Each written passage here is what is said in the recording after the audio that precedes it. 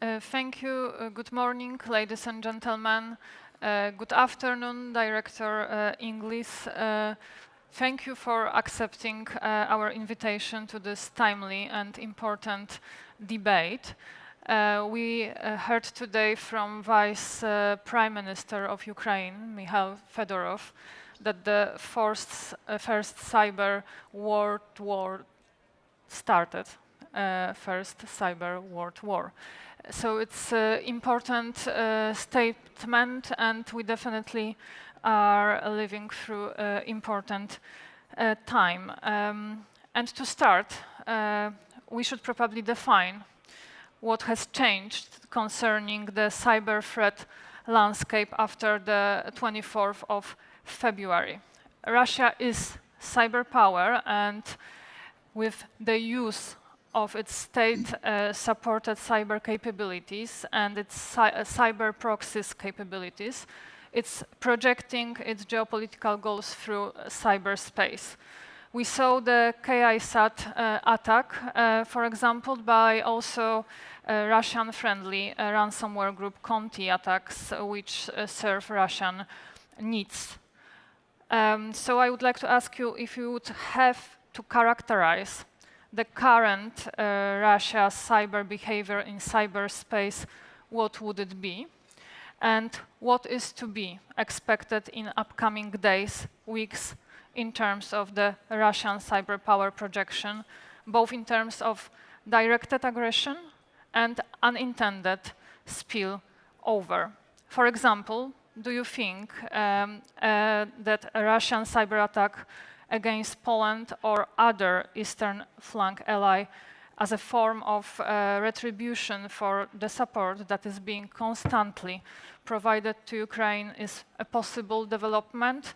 And what is the dearest cyber war scenario that can happen in the current geopolitical context? And I would like to start with General Molenda to address this question.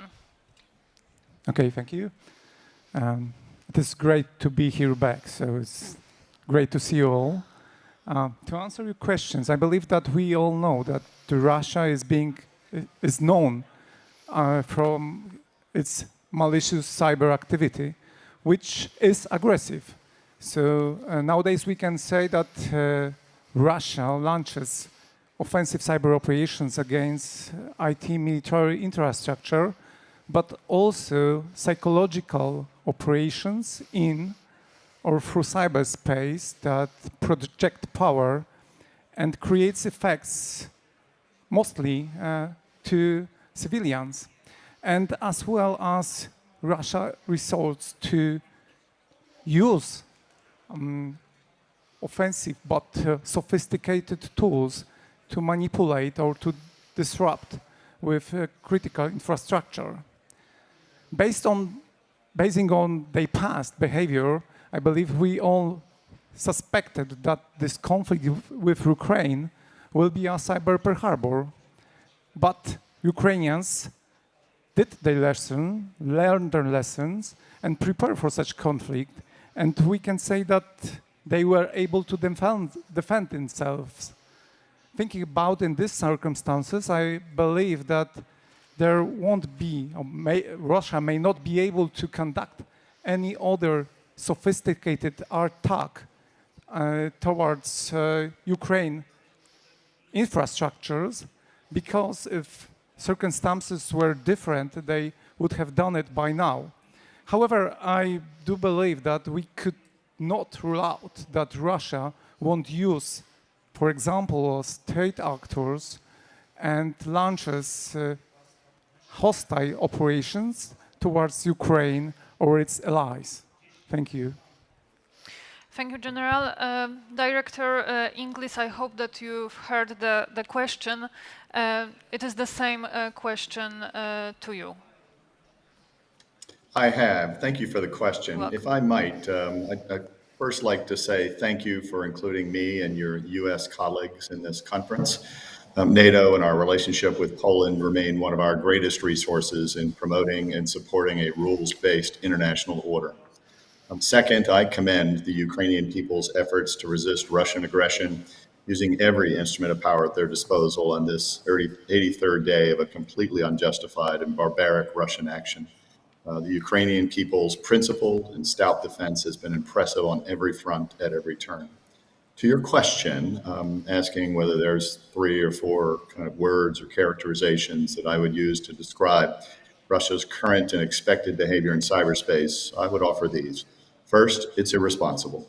While it's often noted that cyber operations are not the same as use of force, operations in cyberspace that are intended to deny, disrupt, or destroy are no less acceptable than operations using any other instruments of power.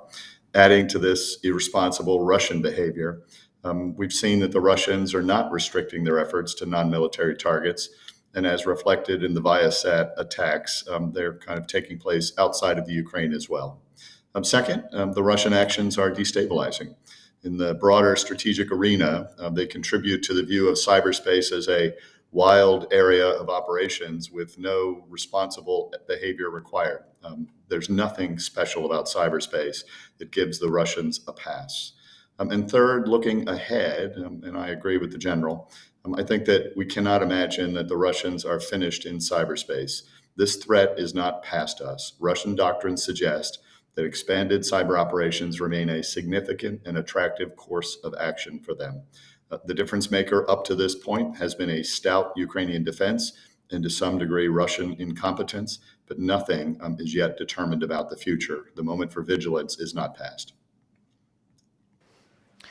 Thank you very much. The second question goes to General Molenda.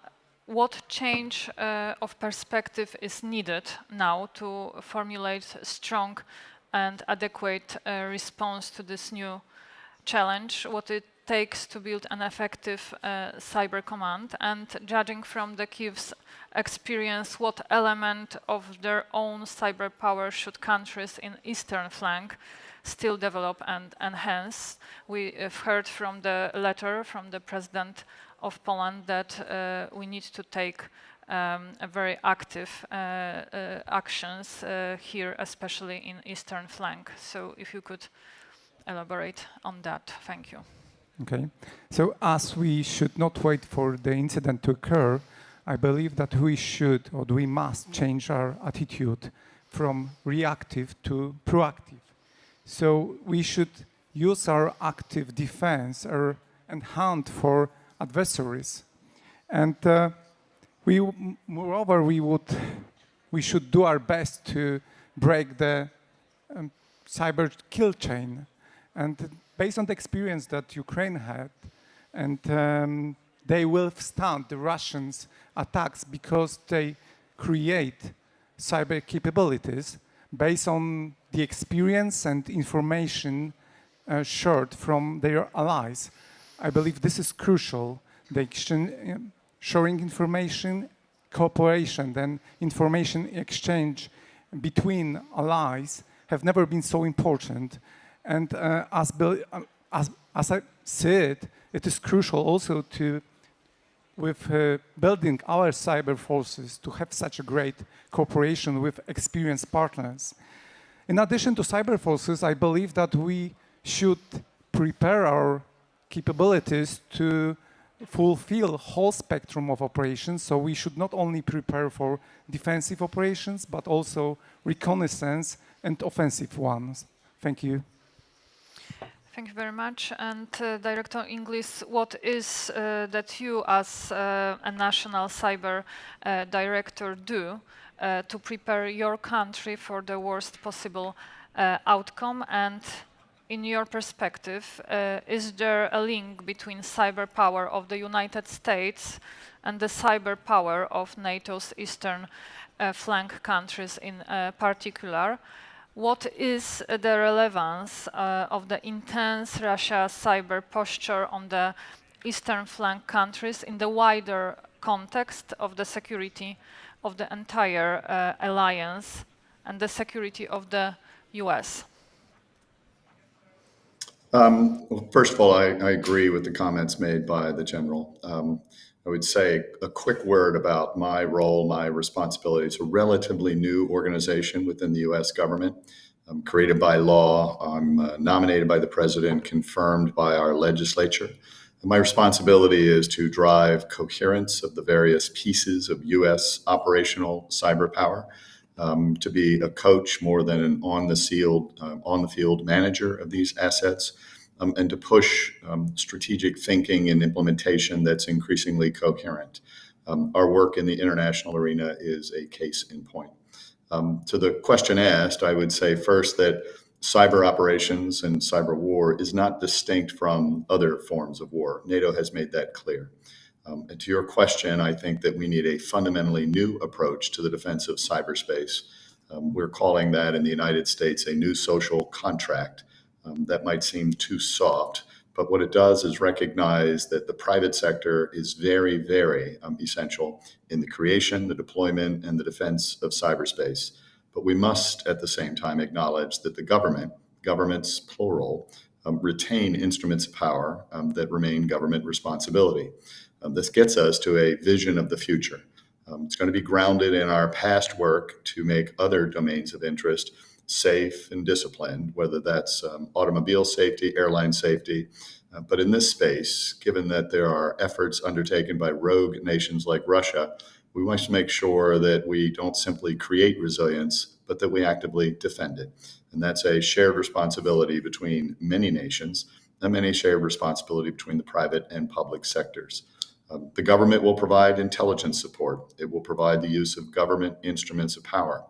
Sometimes they're cyber instruments. Sometimes that might be legal instruments of power, financial sanctions, diplomacy, and prioritized assistance in events where assistance and recovery is required. But the private sector must provide assurances that they're investing in security, meaning that they have to do this in the capital expenditure phase as they build and deploy these systems, not merely as we respond to incidents taking place in that. There has to be great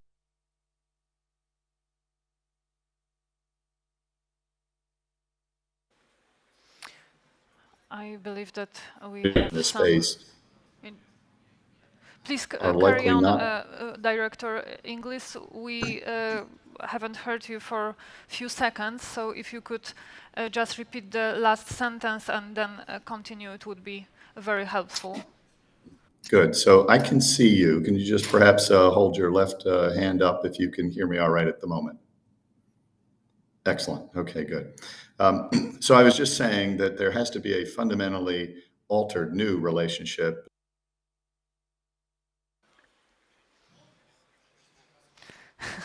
I think that it is still at the same time.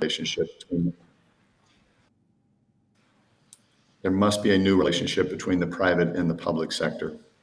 If we do that, we can seize the initiative from adversaries like the Russians, where we have to make it such that they must beat all of us, defeat all of us, to beat one of us.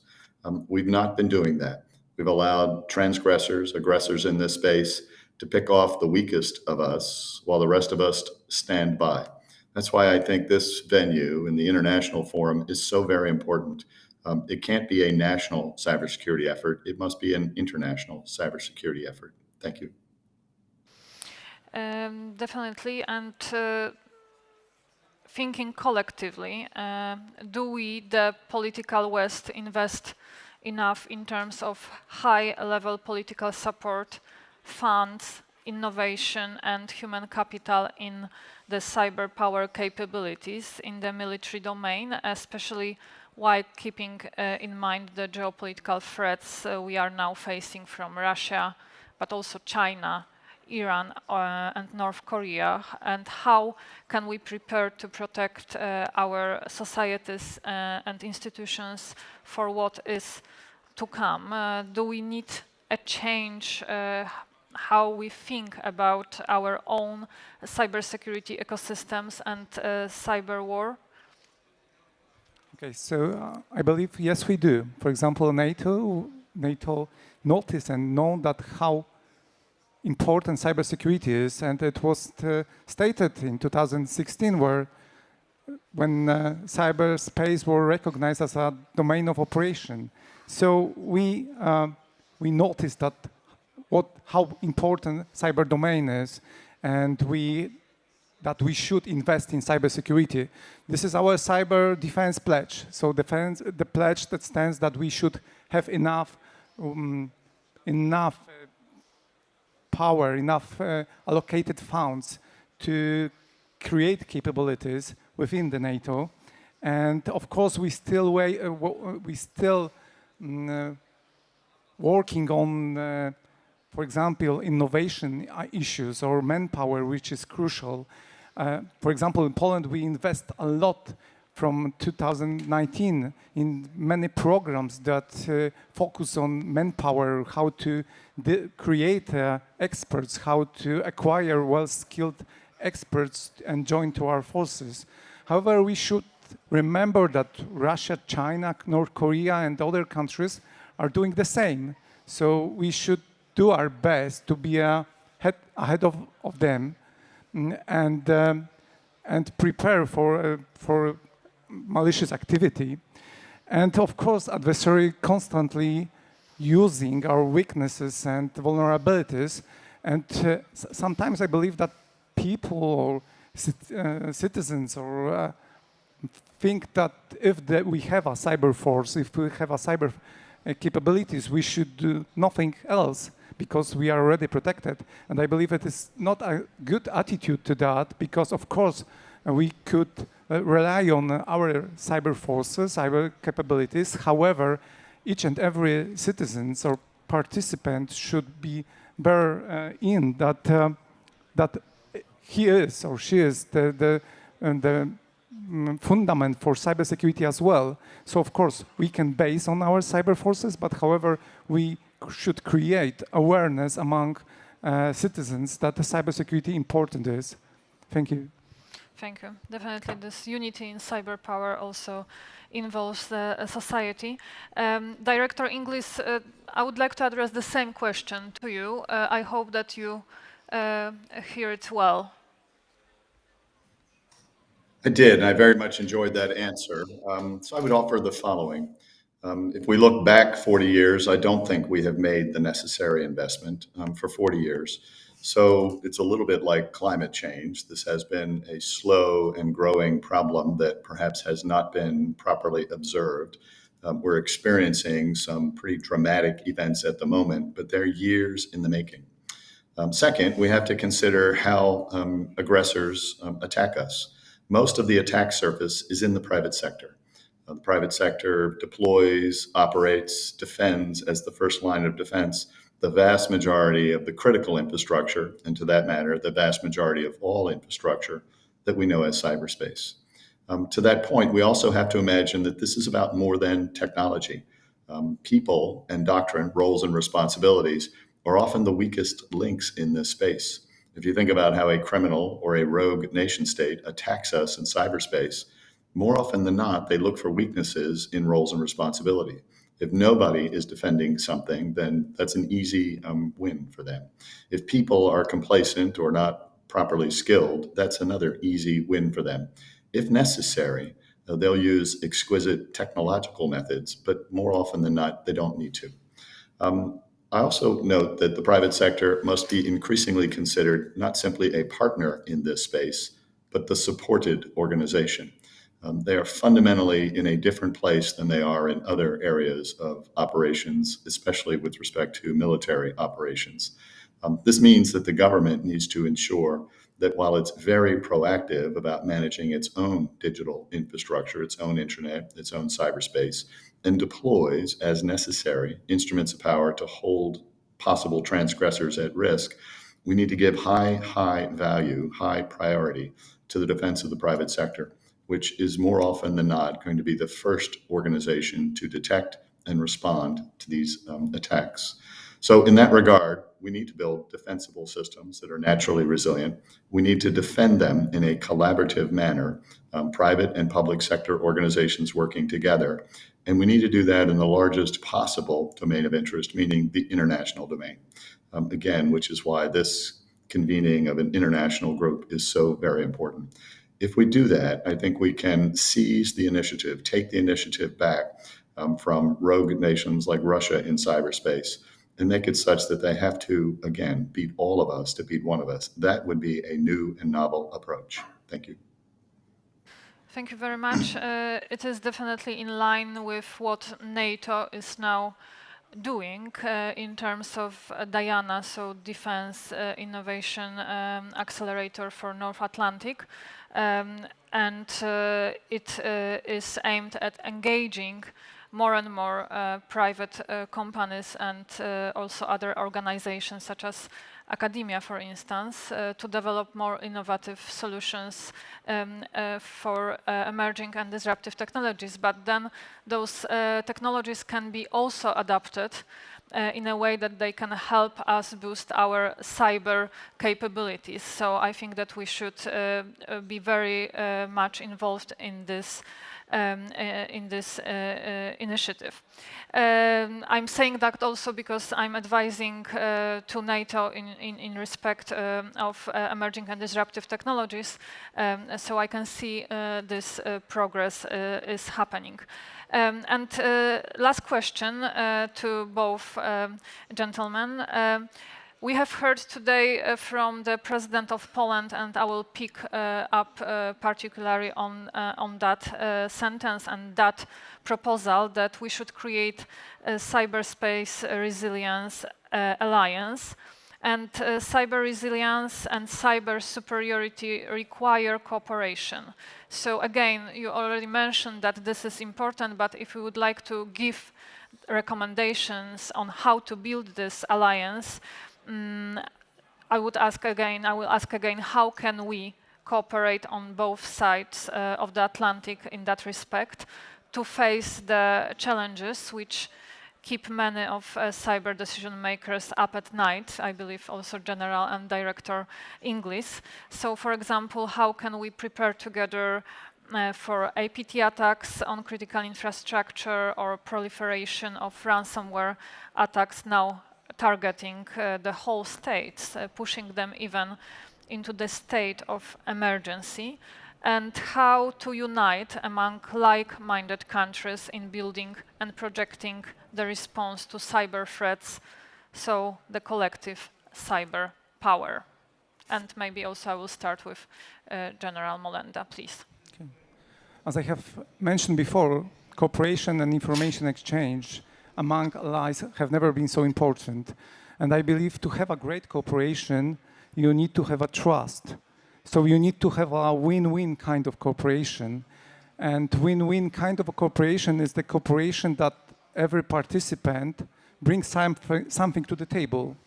So that's how the trust is built. And the trust is crucial in cooperation because sensitive information is exchanged. So cooperation without trust is pointless. So that is the reason why we should invest in such a cooperation. And of course, good cooperation, win cooperation, it's a matter of time, effort, and cannot be built ad hoc. It must be result of continuous work. So that's how it looks like.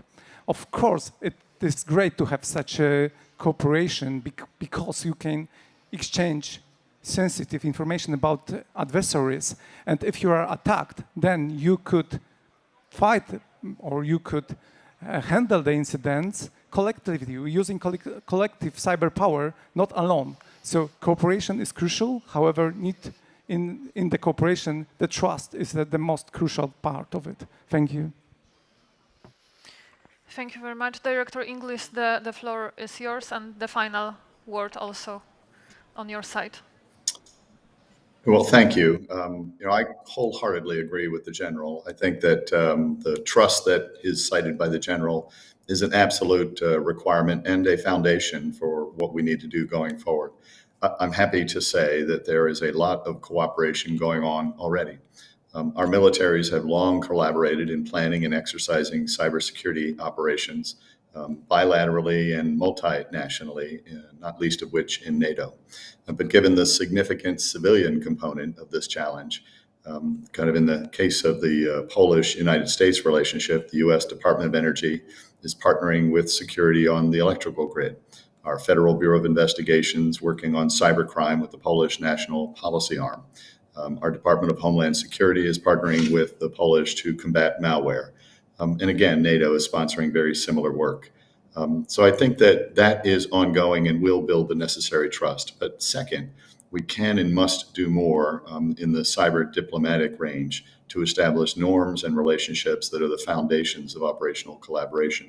The United States has just stood up a Bureau for Cyberspace and Digital Policy at the U.S. Department of State that gives very kind of significant priority to the diplomatic efforts that will create and establish those norms, and then on which these trusted relationships can be developed. Capacity building, norms building, cyber operations will be important. But finally, I would say that we cannot let the adversaries set the agenda.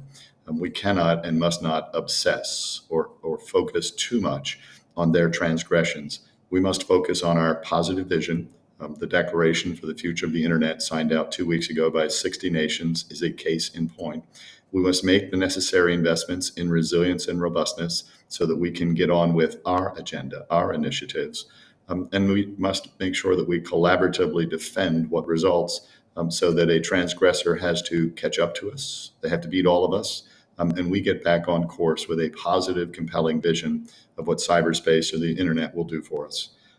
I just close by saying thank you for allowing us to participate in this conference. I wish I could be there in person, but I've already learned so much and will take the influence from this back to my responsibilities in the White House. Thank you.